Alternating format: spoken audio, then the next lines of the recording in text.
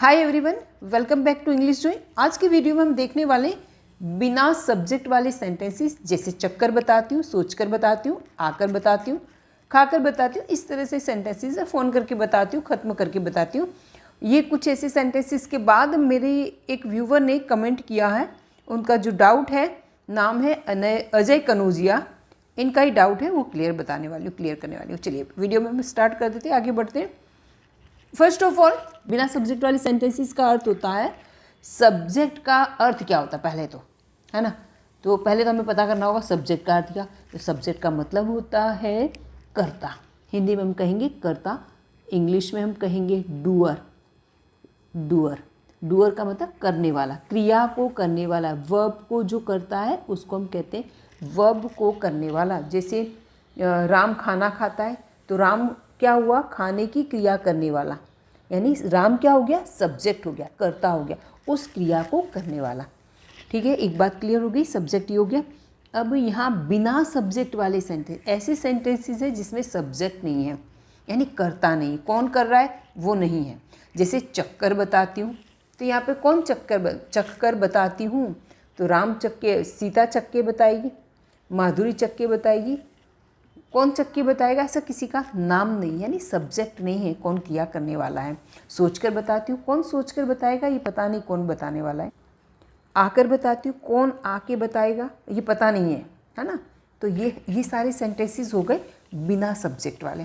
Clear, एक बात ये। दूसरी बात यहाँ पर है, वर्ब है इसमें, देखो चख कर बताती हूँ, सोच कर बताती हूँ। देखो यहाँ पे एक वर्ब हुआ, ये वर्ब हुआ, चखना एक वर्ब हुआ, और बताना दो वर्ब। तो सारे सेंटेंसेस में कैसे वर्ब है ना, दो वर्ब दिए हैं, सारे सेंटेंस में दो वर्ब है। यानी कौन सा वर्ब पहले लिखना है, कौन सा बाद में लिखना है, ये हमें डिसाइड करना है। ये सेंटेंस किस टाइप का है, कौन सा टेंस है, ये सेंटेंस का टेंस कौन सा है, कौन से टेंस में ये सेंटेंस है। मैं सोच कर बताई हूँ, चलो ये सेंटेंस लिया, मैं सोच कर बताती हूँ, टेंस कौन सा है इसमें, प्रेजेंट टेंस, पास्ट टेंस या फ्यूचर टेंस। तो आप ध्यान दीजिए यहाँ पर, जब अब सेंटेंस ता है, ती है, तू है, इस तरह से ता ते ती हूँ ऐसा या है ऐसा आता है, तो वो होता है सिंपल प्रेजेंट टेंस। अब यहाँ पे सेंटेंस पे गौर कीजिए, सोचकर बताती हूँ, तो पहले मैं सोचूंगी, बाद में बताऊंगी। तो सोचने और बताने के बीच में थोड़ा ड्यूरेशन है, थोड़ा टाइम है, यानी सोचने के बाद मैं बताने वाली हूँ। तो ये बताऊंगी, ये हो गया फ्यूचर में, फ्यूचर टेंस हो गया। तो यहाँ पे टेंस कौन सा हो गया, फ्यूचर। खास ध्यान दीजिए, ये फ्यूचर टेंस हो गया, राइट। चलिए अब इस तरह के जो सेंटेंसेस हैं उनका स्ट्रक्चर देख लेते हैं। तो इसमें स्ट्रक्चर में सबसे पहले हम लिखेंगे, स्ट्रक्चर में सबसे पहले लिखेंगे सब्जेक्ट। ठीक है, आप बोलोगे सब्जेक्ट नहीं है इसमें, हम कैसे बनाएंगे, बताती हूँ। सबसे पहले हमें लेना है सब्जेक्ट, सब्जेक्ट के बाद यहाँ पर हम लेंगे वर्ब आएगा। वर्ब में हम क्या लेने वाले, फ्यूचर टेंस है, इसलिए ऑब्वियसली हम क्या लेंगे, will let, I will late plus let you, और यहाँ पे नो। सब्जेक्ट लेना है, विल लेट लेना है सभी में, यू नो, इतना हमें कंपलसरी सभी में लेना है। इसके बाद हम यहाँ पर लिखेंगे प्लस आफ्टर। आफ्टर के बाद इसमें वर्ब की फोर्थ फॉर्म, इसका मतलब वो आईएनजी वाला फॉर्म हमें यहाँ पे लेना है। ये बात क्लियर हो गई। सबसे पहले क्या लेना है, सब्जेक्ट लेना है, विल लेट लेंगे, यू लेंगे, नो, आफ्टर, और वर्ब के साथ आईएनजी वाला फॉर्म लेंगे, वर्ब की फोर्थ फॉर्म लेंगे। चलिए आगे बढ़ते हैं, सेंटेंस को बनाएंगे कैसे। चलो ये पहले सोच कर बताती हूँ वाला सेंटेंस में ले रही हूँ। सोच कर बताती हूँ, तो पहले मैं सोचूंगी, बताऊँगा। मैं ये किसी से कह रही हूँ कि मैं सोच कर बताऊँगी, इसका मतलब क्या है, सोच कर बताऊँगी। तो इसमें सब्जेक्ट क्या हो गया, हमेशा सभी के साथ सब्जेक्ट आएगा, आई। देखिए मैंने यहाँ पे लिया, सब्जेक्ट ले लिया, आई ले लिया। मैं सोचकर बताती हूँ, तो यहाँ पे इसके बाद लेंगे आई विल लेट यू। अब यहाँ पे यू क्यों आएगा, क्योंकि जब मैं किसी से बात करूँ, मैं सोचकर बताती हूँ, तो वो सब्जेक्ट तो मैं हो गई, और यू कौन हो गया, जिससे मैं बात कर रही हूँ। तो उसके लिए मैं क्या यूज़ करूँगी, यू। तो सभी में क्या आएगा, you. I will let you, अब क्या बताना है, तो यहाँ पे आएगा know, I will let you know. ठीक है, अब यहाँ पे लिखना है after, I will let you know after. अब क्या है, मैं तुम्हें सोच कर बताती हूँ, अब सोचने के लिए क्या आएगा, आफ्टर थिंकिंग। जो कर, जिसमें कर लगा है उसमें हमें आईएनजी लगाना है। जिसमें भी कर लगा है, जिसमें भी कर लगा है, जो कर लगा है उसमें हमें आईएनजी लगाना है। क्लियर हो गई ये बात, कर और आईएनजी। आई होप ये समझ में आ गया होगा। चलिए आगे बढ़ते हैं। अब एक बात रुकिए, एक बात खास ध्यान दीजिए इस तरह के सेंटेंसेस में। जैसे यहाँ पर है, यहाँ पर ये लिखा है, ध्यान दीजिए, आई will let you no, I will let you no.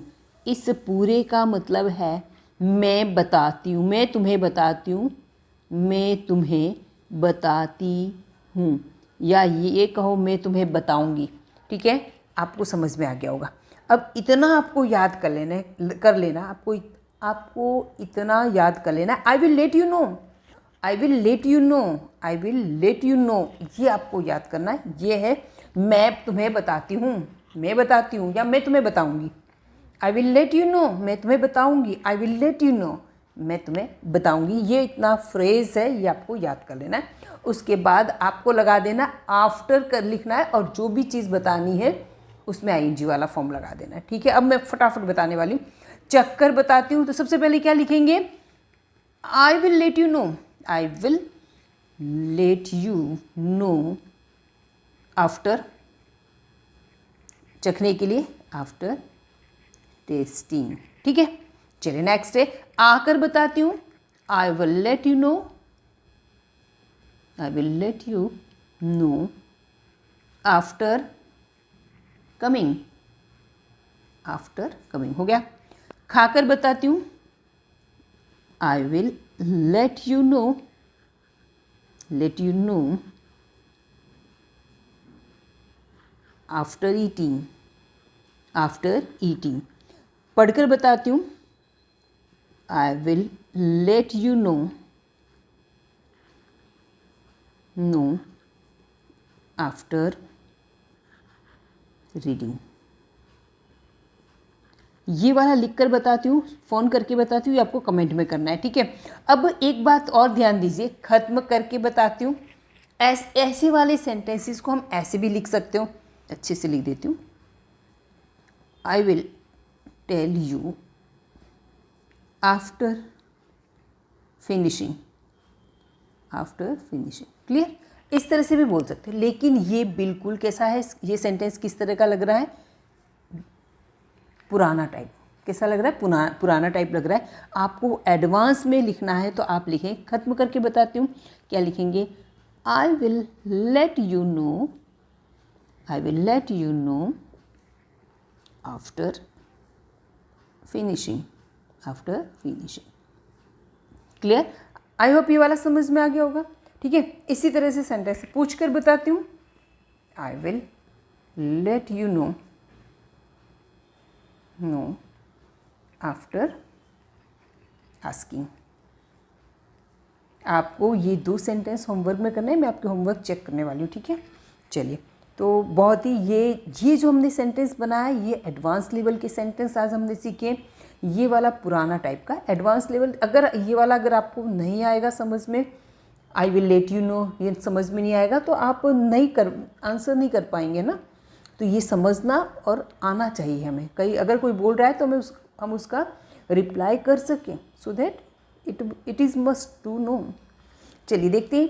अब ये अजय को कनौजिया ने हमें पूछा है कि अब आ रही है मेरी आवाज़, अब आ रही है मेरी आवाज़, क्या लिखेंगे, यहाँ पे मैं लिख देती हूँ, अब आ रही है मेरी आवाज़। जब हम फ़ोन करते हैं तो कई बार पूछते हैं, है ना, कि अब मेरी आवाज़ आ रही है, अब मेरी आवाज़ आ रही है, अब आ रही है मेरी आवाज़। तो इस तरह से जो क्वेश्चन होते हैं वो हम जिससे बात हम खुद के लिए आई यूज़ करते हैं, सामने वाले के लिए यू यूज़ करते हैं। वर्ड टू वर्ड हमें ट्रांसलेट नहीं करना है इसको हम कैसे लिखेंगे इंग्लिश में। जब ये वाला मेरा वीडियो था कमिंग वाला, जिसमें हमने कमिंग का यूज़ नहीं किया, कमिंग के अलावा ही इसमें यूज़ किया, तो उसमें यहाँ पे लिखेंगे आर यू, एक मिनट अलग कलर ले लेते हैं, क्या लिखेंगे इसमें हम लिखेंगे are you getting my voice, getting my voice now, are you getting my voice now. आपको मेरी आवाज़ अब आ रही है क्लियर। आप ऐसे भी लिख सकते हो am I audible, am I audible, ठीक है। वर्ड टू वर्ड ट्रांसलेट नहीं करेंगे। अब इसमें ये आप बोलेंगे इसमें यू क्यों लगाया है, यू तो अपने ने है ही नहीं। तो यहाँ पे हम जब किसी से बात कर रहे हैं ना कि अब मेरी आवाज़ आ रही है, तो हम सामने वाले के लिए यूज़ कर रहे हैं यू वर्ड, जिससे हम बात कर रहे हैं उसके लिए यू यूज़ करेंगे, ठीक है। तो ये थोड़ा इस तरह से जैसे हमने आगे भी बनाया बिना सब्जेक्ट वाले, उसी तरह से ये भी बिना सब्जेक्ट वाला है। आई होप आपको ये वीडियो अच्छा लगा होगा, इन्फॉर्मेटिव हुआ होगा। अगर हुआ है तो इस वीडियो को प्लीज़ शेयर सब्सक्राइब कीजिए, लाइक ज़रूर दीजिएगा, है ना। Okay, bye bye, till next video.